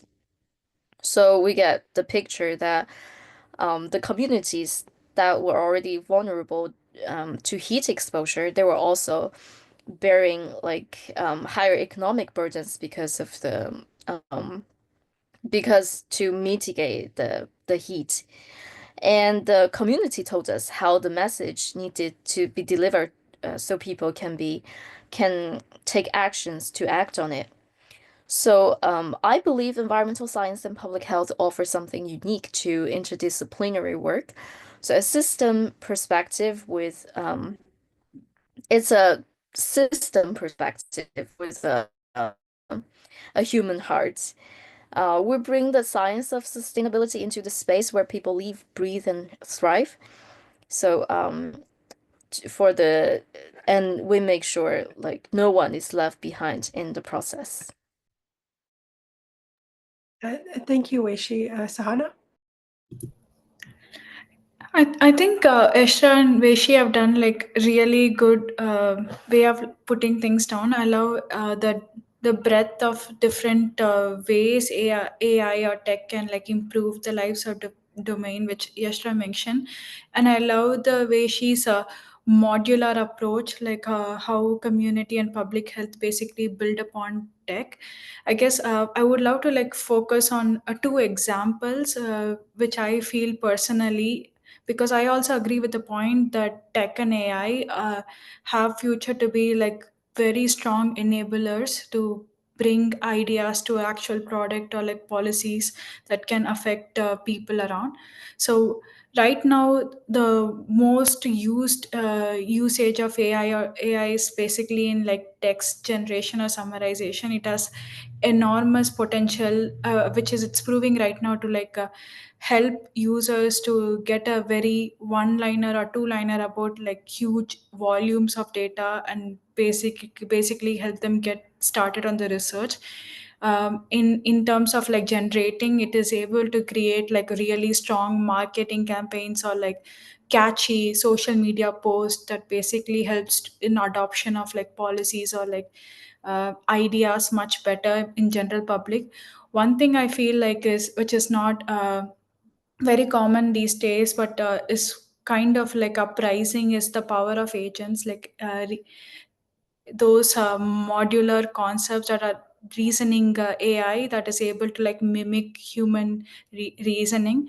I think they would play an enormous role in like in all of those modeling scenarios, like basically instead of earlier relying on like rule based testing scenarios, now you can actually basically test out how your policy can play into this simulated scenario where each agent could be like a small AI agent able mimicking how humans would react in that particular scenario. I feel like this will greatly help researchers and like people around who are working in this field really understand what could be the outreach, or like what could be the result of their particular policy without like relying on outdated or like slow methods. Thank you, Sahana. That was really helpful to think about in that lens. And so for our last question, I wanted to open it up to all of our panelists. And first, just sticking with Sahana, in terms of looking ahead, what emerging trends or approaches in your field do you believe will significantly impact sustainability efforts in the next decade? Sahana? I genuinely think AI and energy cannot be separate conversations anymore. I don't think I mean this panel needs any proof for that particular statement, but yeah, in generally things we see around us, that the demand for energy is going to increase quite a lot. So the sustainability, it's gonna get quite harder to meet the current energy demands, which AI is forecasted to ask for in the future. There would be, I do see like there would be like shift to like exploring the alternative methods, like for example nuclear energy, etc., to like meet these ongoing demands.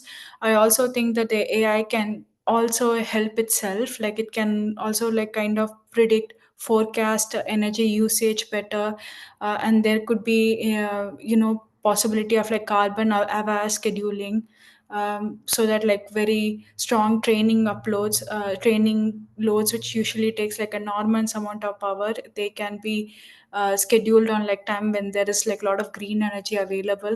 There's a very I do see some interesting trends like that like coming up in future, and that definitely gets me excited. Thank you. Thank you. Rita? So it is definitely exciting. The future is here already. I kind of want to approach this from more of an aviation and space law perspective. So AI, of course, is going to be huge in aiding and dealing with air pollution, analyzing the indexes over the years. When we look into aviation, one of the big complaints is that the carbon emissions from planes is a huge issue. And in 2016, CORSIA, CORSIA, Carbon Offsetting and Reduction Scheme for International Aviation, was accepted, and monitoring and reporting has been required since 2019. So that's something that a lot of people are looking into as far as protecting our environment as it extends upwards and outwards. And then moving into space law, I know it's a little niche, so I'll give like a brief overview of the law that we have. One of the issues with it is that it's not been updated since 1967. The Outer Space Treaty, in its essence, prohibits weapons of mass destruction from being in space. It mandates space to be used for peaceful purposes for the benefit of all countries, meaning no nation can claim sovereignty over celestial bodies. As of now, as far as the environment in our orbit, we have a tremendous amount of space debris, and that does affect the way that we use our satellites, the people here on Earth, the air pollution below. So, to me, I think one of the biggest issues and how it's going to be solved going forward is enforceability. Laws are pretty much useless unless you can enforce them. So, when we look at handling debris that are in the orbit, one of the biggest issues is that, I mean, you would think the Air Force or Space Force would be the ones to go out there and enforce, right? But because it's civil laws, because the Pause Comitatus Act from 1878 that still stands, armed forces are not allowed to enforce civilian laws. So we actually can't have the Air Force or Space Force go up there and help enforce environmental regulations for space debris. But there is one branch that's probably the most overlooked military branch, the Coast Guard, which not only is for national defense, but they also support civilian law enforcement standards. So if there was anything that would be able to enforce those with the overlap of admiralty law and space law, it would be the Coast Guard. And then as far as here on Earth, drone use, I think, is going to be the biggest part of how we're going to be able to have sustainability efforts in the next decade. Zhejiang Innovations, the Chinese drone company, they've already created drones that are being used for first responder, like being able to be on site before first responders. They're able to fly in all types of weather. And I know Mr. Tarek was talking earlier in the panel about how are we going to get this local scale, this ability to collect data from local people. So when we look at drones, that is probably going to be our resolution.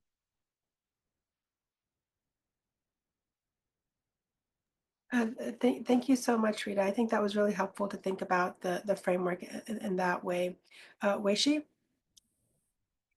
Yeah, sure.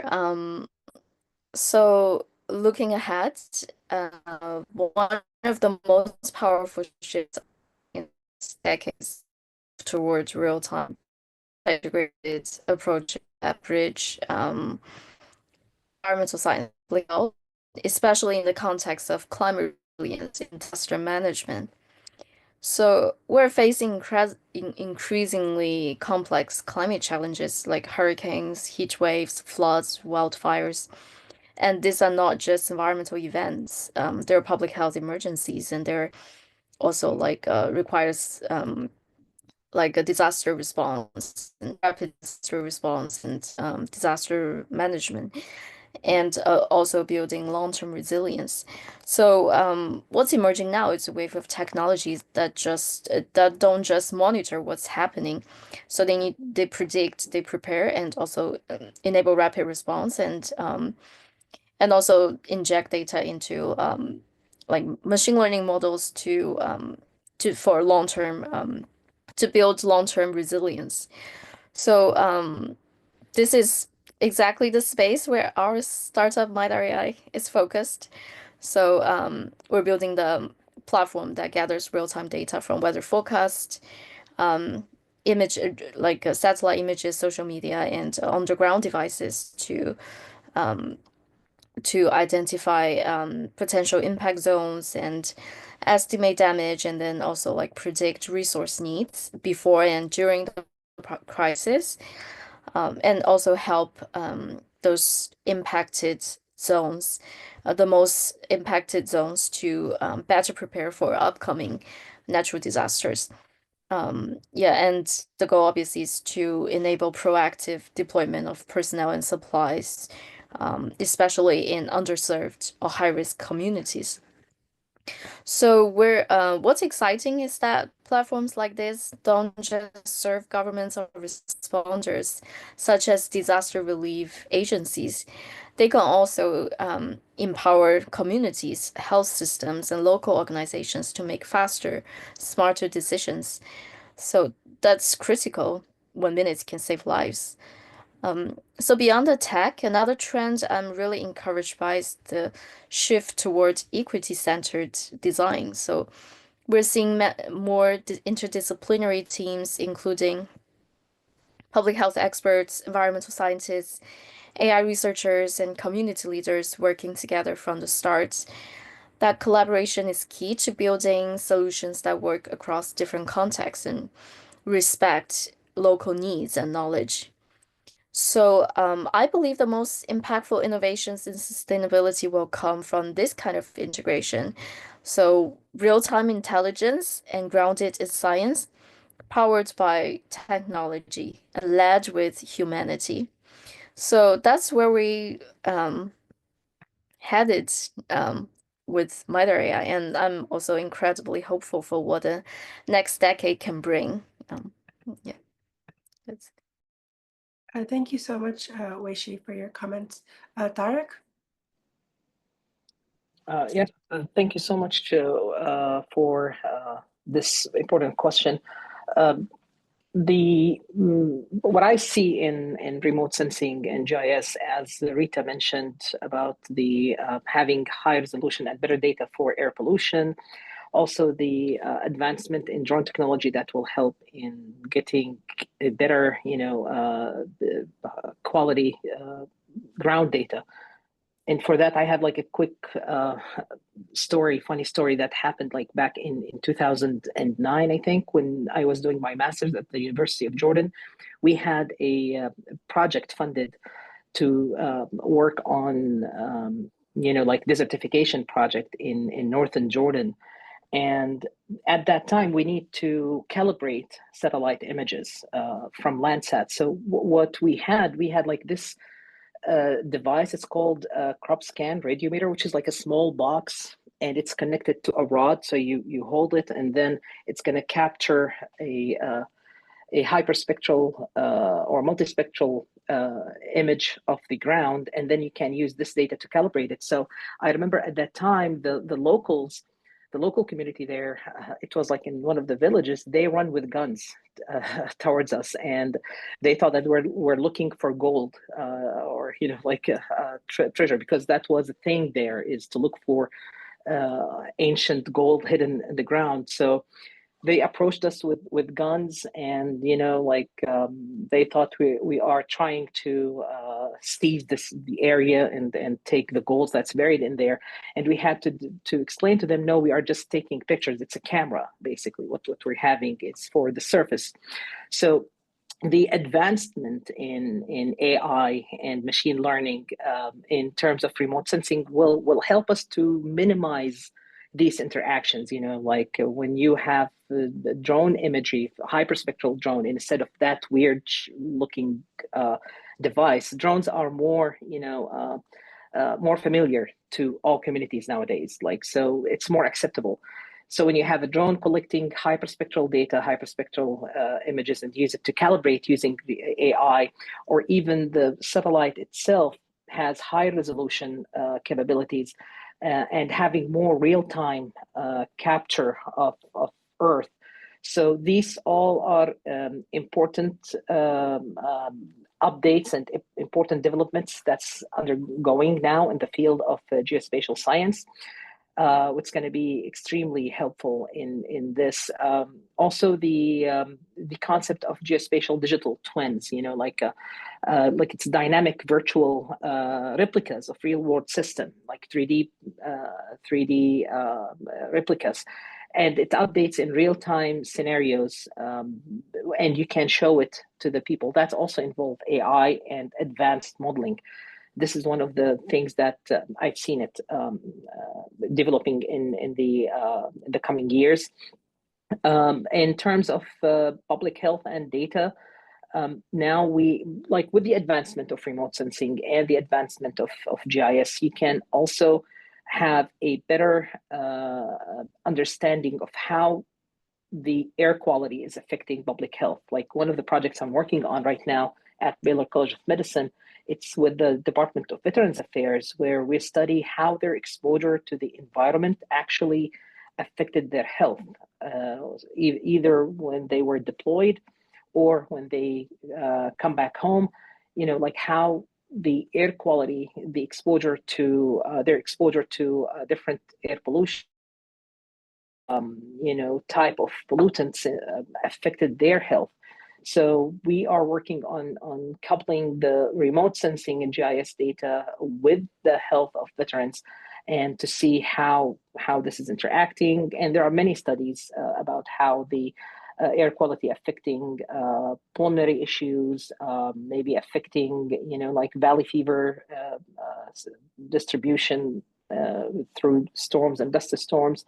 And like all these, and even cancer and heart disease, like all those are now under investigation, and scientists are getting better understanding of how the air quality are affecting people's health. Now, the advancement in remote sensing and artificial intelligence will help us have a more robust models to help in solving some health issues for all communities. That's it, and thank you so much for giving me the opportunities to be in this seminar. Thank you. Thank you, Tariq. Kiara? Sorry, I was muted. So I'm going to provide some insight from just a legal compliance as well as environmental compliance standpoint based on my research. An expansion of litigation using novel theories around duty of care, constitutional obligations, and human rights. While the use of AI is important in our conversation, it is important to remember that there are people in our society who are skeptical and are concerned about the power of AI and what it can do, even though, um, you know, we know that it's not at that level or would never come to this level, especially in our conversation. It's really important to understand a duty of care for people who are exercising the use of AI, as well as any constitutional obligations depending on the country, as well as human rights, just to make sure that people are comfortable with the use of AI, especially in their communities. A stricter mandatory ESG disclosure requirements replacing voluntary frameworks. So just a clear and open disclosure of what the information that we are collecting, as well as how it'll be used. And lastly, a rights of nature jurisprudence gaining a mainstream acceptance across more jurisdiction, just making sure that all people understand that, we only have one Earth, no matter how far we explore the universe, that this is our home and that it needs to be brought into consideration when creating laws, when it comes to affecting communities. Thank you. Thank you, Kiara. Evangeline? Hi, yes. So Ms. Peoples touched on similar topics, I believe, that will significantly impact the sustainability efforts in the next decade. When you look at the law, specifically environmental law and corporate law, one of the most impactful trends, I think, will be environmental, social, and governance compliance, making things mandatory instead of just voluntary. As there's more implementation of regulations and sustainability disclosures, I think companies will need more legal counsel to help navigate all these frameworks. And I also think there's a growing intersection between climate justice and human rights law, which I think will help reshape a lot of policy advocacy in the next decade. And then when you transition into technology, especially with AI, I definitely think in the next decade, there'll be a major push towards a more green AI, which will be more of like developing models that are energy efficient and ethically trained. You know, as artificial intelligence decides to grow in size and power, I do believe it's going to leave more of a carbon footprint as well. So I do think it's important to have more of a developed energy efficient AI models, you know, use renewable energy to help power data centers and really optimize algorithms for lower energy consumption during the training and interference of these tasks. And I also think that encouraging carbon accounting standards for AI models will help make the environmental costs more transparent to these communities. And I also think that with AI, we can optimize supply chains, predict energy usage for the future, as well as model climate risks, which I think will really help in the next decade. And these changes, I think, will also help contribute to the community development and help broaden a more unified future for communities and our state environment, as well as the country as a whole. Thank you. Thank you, Evangeline. Kevin? So for in my what's emerging in my field right now is the idea of stepping away from having this federal government over what's it called hierarchy because of current administration reworkings. So the goal is to kind of now work with partnerships with various NGOs and various local government to kind of create this first more localized first priority type of emergency management. In terms of technology, I posted a link. It's called GeoAI. It's a newer type of AI. It helps kind of give both collect data and give somewhat of an analysis. It's a very common thing that I believe that would start emerging as AI becomes a little bit more coherent. As we've seen prior hand AI started a little bit more differently, and then it became a lot more advanced as the years have gone on, as well as what Evangeline has said. Um, we have to also keep pushing for the idea that AI needs to become some type of sustainable or have a renewable energy source attached to it, because if we don't push for that, it's going to result in the same thing as what's happened with like streaming services. It leaves a very large carbon footprint that a lot of people don't really think about because it's not directly tied, such as like mining for gold or mining for gas. Thank you, Kevin. Esra? Thank you. Maybe you already got used to my style, so I'm dropping it to the chat now, and then we can just move forward. I feel like these are the terms that we will definitely keep seeing it around. We like the sustainability of the tech. Of course, AI is playing an absolute big role right now here, but it needs to be paired with ethical frameworks, and we just can't automate our way into the justice. Like there is nothing like that. It's just local. It's yes, subjective, yes, it's law, it's there, but it's such a local solution also. Like also even people's happiness, so like really depends. We need to design with care. One of the areas that I'm really into right now is of course having the ethical AI. Of course, that means the building systems that are fair, transparent, inclusive from the ground up. Especially like when we are talking about the environmental tech, we actually need to ask questions like, who gets the benefits? Who gets left out? Are we building for the people who most impacted? What are we building for? What's going on? And like lots of good questions. When we ask these, then we will actually be able to pinpoint some of the topics that we can talk. And the other word that you're gonna hear more is like it's a promising trend for sure, the federated learning. It's another way of training the AI models without sending everyone's data to a central server. Then the models learn directly on your device. It's a privacy first, more respectful by the design, especially important while they're working with communities which have like limited connectivity or like different level of privacy, let's say. It's a great example of innovation when you're keeping it like in within integrity. Of course, agentic apps, probably you are already hearing some promos and the stuff, you will hear even more. This will not, yeah, we will definitely hear this way more and more. But these tools are actually do not just respond to you, it's actually start to act on your behalf too. then like you imagine if we're gonna talk about in this concept now, imagine the app knows your values, say like low carbon travel, then it just quietly adjusts your suggestions on the booking that you are doing on the background. Or like, you can combine the AI with real world context and they can have a massive potential support. And also, actually, what I love, what Evangeline also mentioned about overall the training, the data, and so on. That's why I actually just added one more extra link there. As you can see, it's still a bit unfamiliar. But that one is about an AI model that Harvard detects cancer. Now, yes, they are detecting with AI model with a 96% accuracy, training on 44 terabytes of data. But when we have this, then we can also think, can we reach this with less data? Can we reach this with less cost? Can we reach like how can we still reach out the higher accurate models with less training, less processing? How we can make these even like better?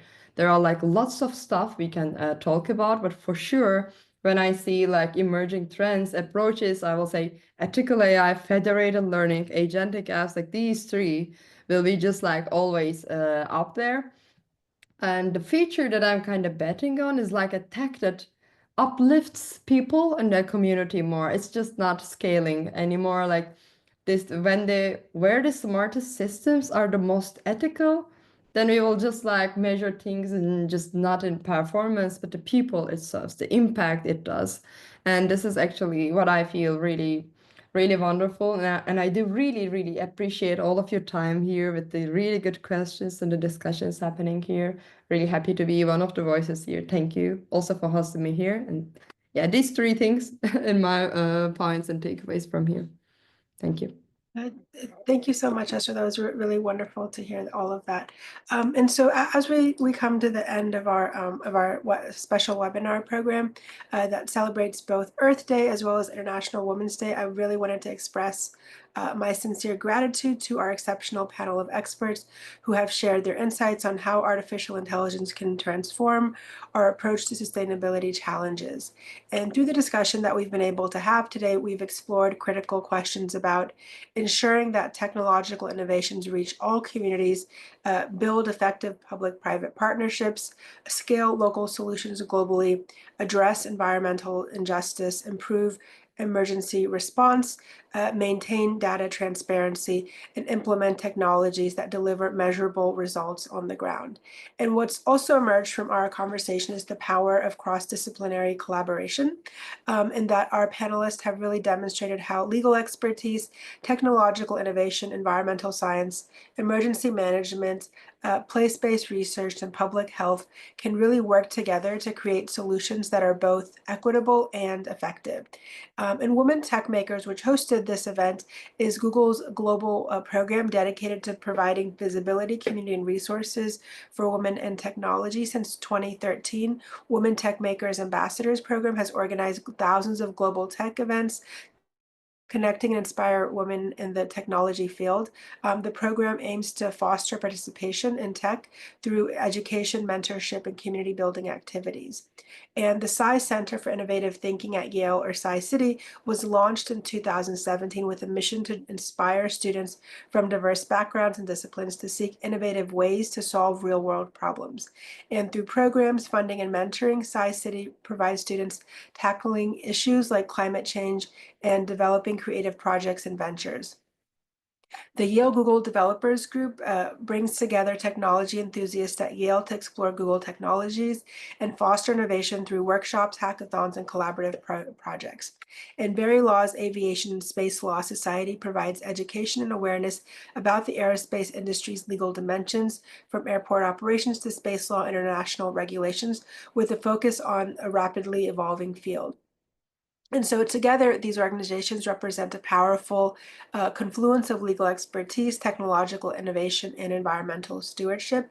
And the insights that are shared today offer a roadmap for how we can harness artificial intelligence to create a more sustainable and equitable future. And so thank you to all of you for your participation. And we really look forward to continuing these important conversations as we work toward innovative solutions for our planet's most pressing problems. And we look forward to connecting with you in the future Esther and I are already planning our next event. Thank you.